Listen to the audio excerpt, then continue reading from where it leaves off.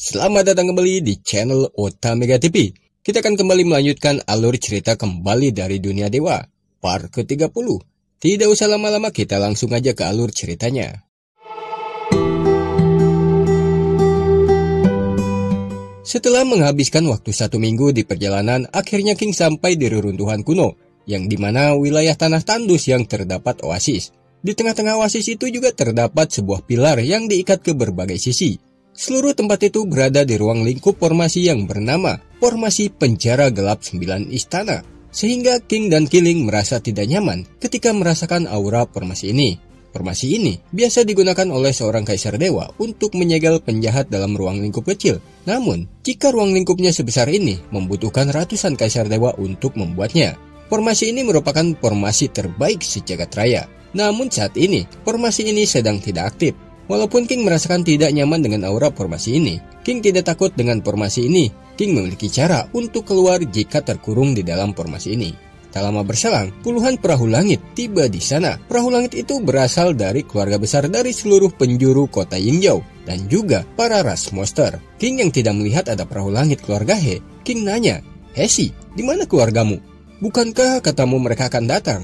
Mendengarkan itu, Hesi memperhatikan seluruh perahu langit. Dan kemudian dia melihatnya, mengatakan, "Itu mereka di sana, Tuan," sambil menunjuknya. Mereka berada di perahu langit milik klan bayangan. Seperti yang dikatakan Hesi di part sebelumnya, keluarga He saat ini berada di bawah kendali klan bayangan. Dan demi keselamatan dirinya, He Miao yang merupakan ketua utama keluarga He saat ini menjadi budak klan bayangan dan berniat menikahkan Hesi dengan tuan muda klan bayangan tanpa meminta persetujuan ataupun diketahui Hesi. Namun saat ini, dia tidak mengetahui keberadaan Hesi. Beberapa saat kemudian, seorang pria yang melihat keberadaan Hesi mendatangi He Miao. Dia melaporkan apa yang dia lihat. Mendengarkan itu, He Miao mengatakan, "Bagus, bawa dia kemari." Pria itu pun langsung pergi menuju perahu langit King. Setibanya di sana, tanpa basa-basi dia langsung meminta Hesi ikut bersamanya. Dan dia juga bilang, "Ketua utama telah menyiapkan pernikahanmu dengan tuan muda klan bayangan." Mendengarkan itu, Hesi kaget. Dia bilang, "Siapa yang mengizinkan kalian menyiapkan pernikahanku seenaknya?"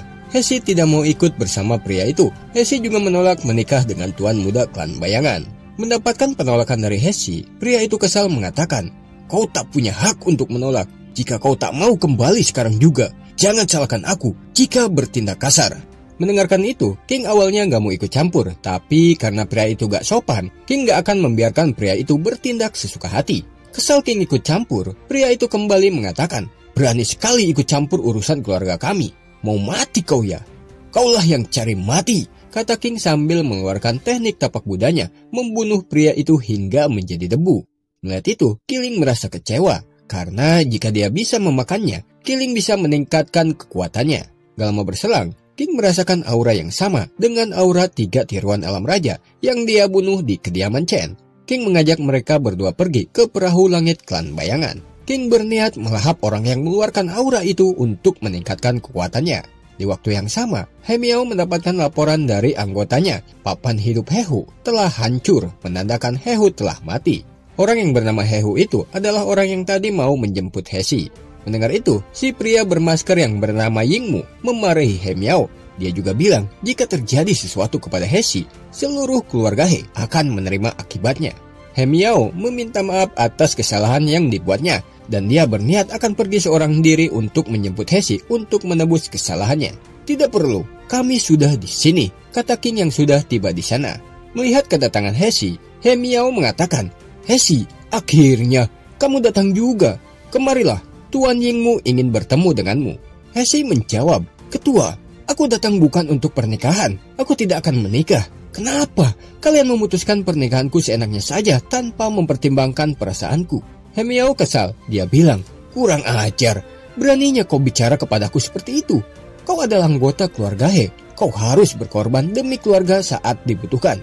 Keluarga He yang lainnya juga bilang, "Jaga ucapanmu, Hesi. Pernikahan ini sangat penting demi mencapai kejayaan keluarga kita. Selama kita tetap menjadi 8 keluarga besar di Yingyou, semua pengorbananmu akan sepadan." Mendengar itu, King bilang dalam hati, "Tidak kusangka, anggota keluarga He yang tersisa hanyalah para pengecut yang ingin mencari keuntungan pribadi. Mereka tidak pantas untuk hidup."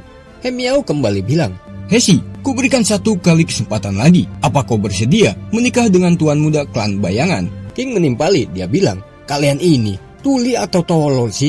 Tadi Hesi sudah bilang kan, dia nggak setuju dengan keputusan kalian. Apa masih kurang jelas? Hah? Siapa kau? Berani-beraninya ikut campur urusan keluarga He? Tanya He Miao yang tak mengenal King. King menjawab, aku hanyalah pemuda yang suka membantu yang benar dan membunuh yang salah. Dan juga, akulah yang membunuh Hehu. He Miao sangat marah mendengar perkataan King mengatakan, berani-beraninya setelah kau membunuh Hehu kau datang kemari, kubunuh kau hingga menjadi debu.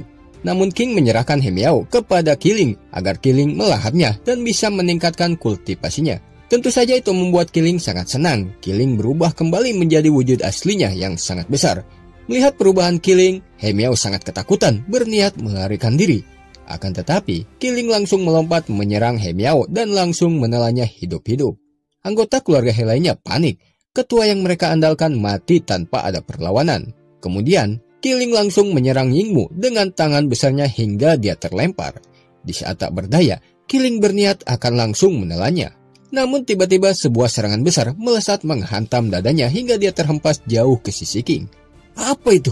Serangannya kuat sekali, kata Kiling yang terkapar keheranan.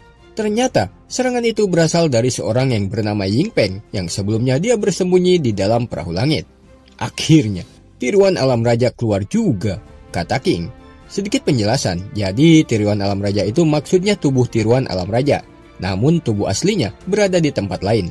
Mendengar Ying Peng adalah kultivator alam raja, Kiling sangat ingin memakannya sampai-sampai air liurnya mengalir deras. Akan tetapi King meminta Kiling untuk tidak memakannya, karena King ingin menggunakan Ying Peng untuk menghadapi keluarga lainnya. Muka Ying Peng terlihat marah mendengar perkataan King itu. Dia bilang, berani-beraninya kau meremehkanku yang berasal dari klan bayangan yang kekal berdiri di puncak. Kau ini benar-benar cari mati. King tersenyum mengatakan, siapa yang kau bilang sedang cari mati?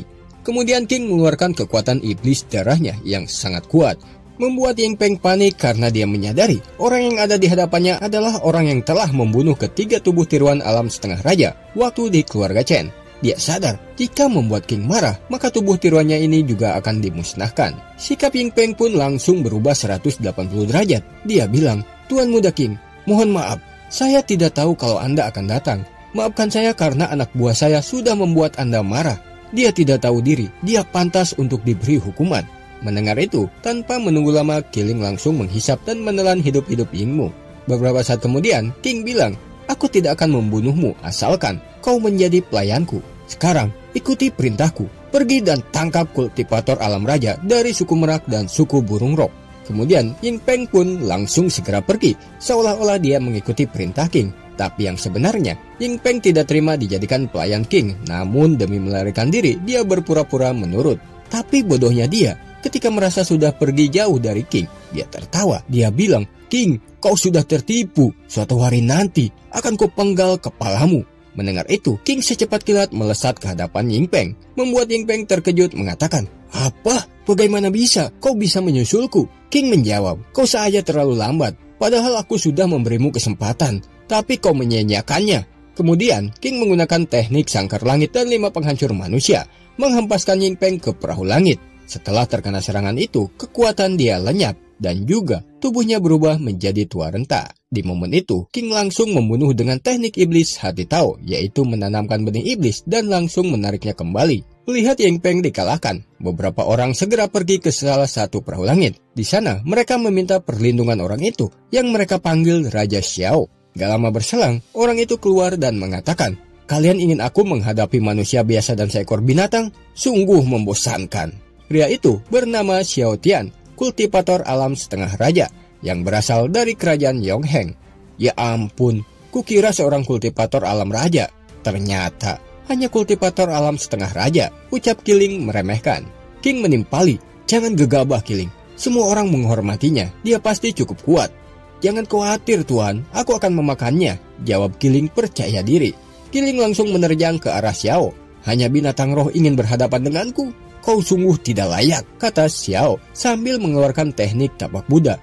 Melihat itu King mengatakan, energi ini setara dengan kultivator alam raja. Gawat, Kiling dalam bahaya. Energi tapak raksasa itu segera mencengkram kuat Killing. Killing berusaha sekuat tenaga menahan cengkraman itu, dan King bergerak cepat mengeluarkan teknik pedang Kaisar Dewanya, menghancurkan teknik milik Xiao, dan akhirnya Killing pun bisa lepas dari cengkraman energi tapak raksasa itu. Xiao kesal tekniknya dihancurkan, dan dia juga merasa aneh dengan sarung pedang yang dipegang King.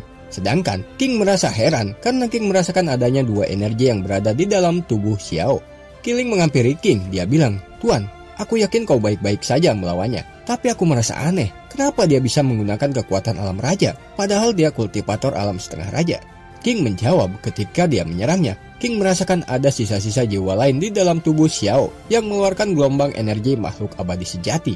Dia pasti melakukan sesuatu agar bisa meminjam roh makhluk itu untuk mengendalikan kekuatan alam raja. Mendengar itu, Killing panik dan khawatir King tidak bisa melawannya. Melihat Killing khawatir, King bilang, "Jangan khawatir. Itu hanyalah sisa jiwa makhluk abadi sejati. Aku bisa mengatasinya." Dan King juga meminta Killing membawa Hesi kembali ke perahu langit, menunggu sampai alam rahasia terbuka. Dan setelah terbuka, pergilah duluan. Kemudian Killing melesat cepat membawa Hesi kembali ke perahu langit. Beberapa saat kemudian, Xiao bilang, "Jika tebakanku benar, sarung pedangmu itu adalah pusaka dewa, bukan?" King menjawab singkat, "Memangnya kenapa?" Xiao tersenyum dan dia bilang, "Bagus, kalau begitu mulai sekarang sarung pedang itu akan menjadi milikku. Silahkan rebut sarung pedang ini dariku kalau bisa," balas King. Gak lama berselang, tiba-tiba pilar yang berada di tengah oasis berguncang hebat, dan kemudian pilar itu menembakkan energi besar ke atas langit. Ternyata itu merupakan pintu formasi teleportasi ke alam rahasia yang hanya terbuka selama 3 menit. Melihat itu, Killing segera masuk sambil membawa Hesi. Bukan hanya mereka saja, orang-orang di sana juga segera masuk ke sana. Gak ingin King kabur, Xiao melompat ke udara menyerang King dengan pedang energinya. Namun, King dengan mudahnya menahan serangan Xiao dengan sarung pedangnya, dan King juga bilang, "Hanya meminjam sisa jiwa makhluk abadi sejati. Apa kau pikir aku tidak bisa membunuhmu?" Xiao sangat kaget King mengetahui sisa jiwa makhluk abadi sejati di dalam tubuhnya, sehingga membuat Xiao lengah. Di momen itu, King menghantamkan sarung pedangnya ke wajah Xiao sampai dia terhempas ke lantai sangat kuat. Dan kemudian, King segera pergi untuk memasuki alam rahasia. King tidak melanjutkan pertarungan dengan Xiao karena lebih mengutamakan mencari prasasti penyegel iblis. Sedangkan, Xiao sangat kesal karena King mengetahui rahasia terbesarnya. Xiao pun mengatakan, dia harus mati. Tiba-tiba sesosok yang tidak jelas muncul di belakang Xiao. Dia mengatakan, sarung pedang milik King bukan sembarang pusaka dewa. Bahkan, dirinya tidak bisa mengetahui levelnya. Dan dia juga bilang, jika kau bisa mendapatkannya, kultivator alam raja sekalipun, kau akan mudah menghadapinya. Jangan khawatir, Master, kata Xiao kepada sesosok itu. Pusaka Dewa King akan menjadi milikku, kata Xiao sambil melesat cepat ke dalam formasi teleportasi. Beralih ke dalam formasi teleportasi, di saat King sedang mencari Killing dan Hesi, tiba-tiba King dihadang si kakek penjelajah waktu. Dia mengatakan akan membawa King ke tempat khusus, dan sementara waktu akan terpisah dengan Killing dan Hesi. Mendengar itu, King nanya, "Kau akan membawaku kemana?" Sambil menghempaskan King, dia bilang, "Ke tempat di mana kau bisa menemukan prasasti penyegel iblis. Dengan begitu, tidak akan ada penyesalan di dunia ini." Sesaat sebelum King masuk ke sebuah lubang cahaya, King bilang, "Tunggu, penyesalan apa maksudmu?" Dia tidak menjawab pertanyaan King, dia hanya bilang, "Kuharap dapat merubah masa depan berkatmu." Beralih ke suatu tempat di alam rahasia, di mana di sana terlihat prasasti penyegel iblis. Dan kemudian tiba-tiba King muncul di sana. Walaupun banyak pertanyaan di benaknya yang belum terjawab, tapi untuk saat ini King mengesampingkan itu terlebih dahulu. King menyentuh prasasti penyegel iblis itu, dan prasasti itu masuk ke dalam kepalanya. Setelah itu, King berencana menjelajahi alam rahasia ini, tapi sebelum itu, King berniat meningkatkan kultivasinya terlebih dahulu, karena tempat ini berada di ruang lingkup formasi penjara gelap 9 istana yang berbahaya.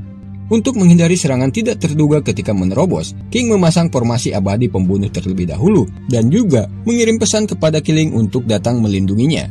Setelah itu King duduk bersila dan mengeluarkan benih iblis yang dia kumpulkan, lalu menghisapnya ke dalam tubuhnya sehingga ledakan energi terjadi. Untuk menerobos kultivasi ini akan menghadapi hambatan yang dinamakan tribulasi surgawi. Rantai dari langit mengikatnya dan melemahkan kekuatannya. Di tempat yang berbeda di alam rahasia, terlihat 3 perwakilan dari 3 keluarga sedang menagih janji kepada Xiao yang berjanji membantu mereka menemukan prasasti penyegel iblis. Namun sebelum itu, Xiao meminta satu syarat, yaitu membantunya membunuh King. Tentu mereka menyetujuinya. Lalu orang dari keluarga Hong mengeluarkan formasi pelacak dan meminta orang dari suku Merak dan suku Burung Rok membantu mengaktifkan formasinya. Mereka bertiga pun langsung menyalurkan energi spiritual mereka ke formasi pelacak itu. Dan kemudian formasi pelacak itu aktif lalu melesat ke tempat King berada. Dan mereka semuanya mengikuti formasi pelacak itu. Singkatnya, mereka sampai di tempat King berada. Mengetahui King sedang berada di titik terlemahnya, mereka bertiga langsung menyerang King menggunakan teknik terkuat mereka masing-masing. Akan tetapi, formasi pembunuh yang King telah siapkan langsung aktif menahan serangan mereka. Mereka sangat terkejut melihat serangan mereka tak mampu menghancurkan formasi yang menghalanginya.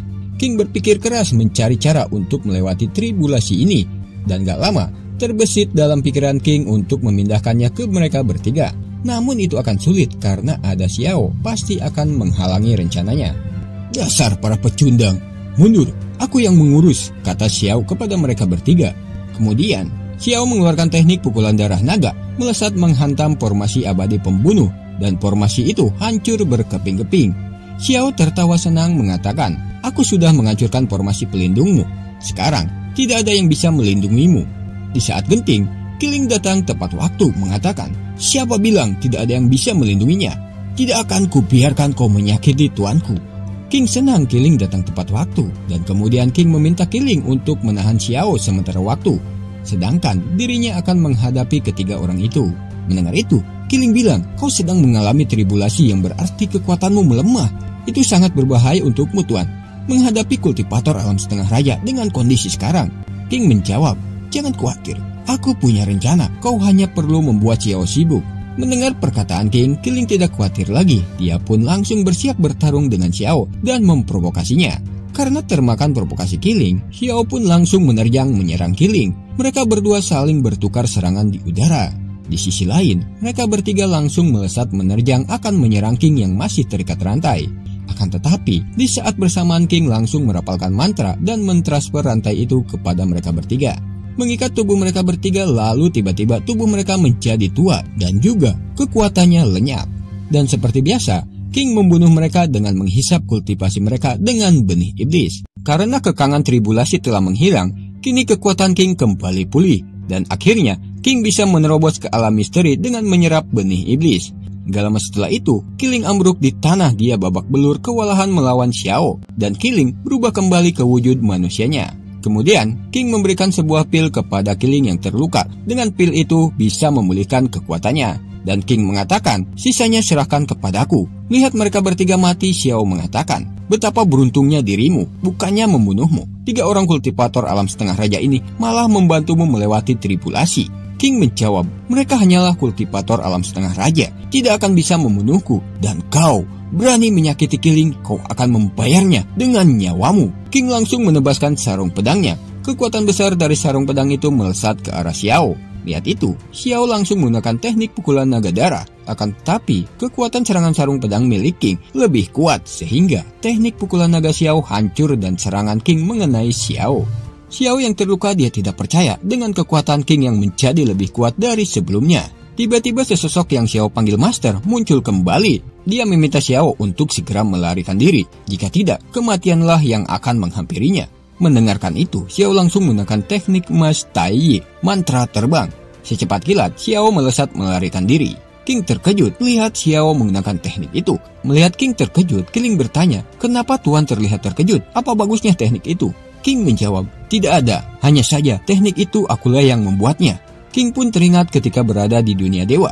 Dirinya pernah menyelamatkan seorang pemuda. Setelah kejadian itu, si pemuda terus-terusan ingin menjadi muridnya. King yang risih lalu memberikan formula teknik Mas Tai Yi kepada pemuda itu. Pemuda itu bernama Ling Tian. King kembali bilang, jika itu memang dia, maka akan aku ambil kembali semua yang kuberikan padanya. Beberapa saat kemudian, Killing bilang, saat bergegas ke sini, dirinya bertemu dengan Sututu yang sedang memecahkan formasi besar kuil rahasia. Mendengar itu, King pergi mengajak Killing menuju tempat Sututu berada, karena King khawatir kepadanya. Bersamaan dengan itu, video kali ini berakhir. Tunggu video kelanjutannya tetap di channel Otamega TV.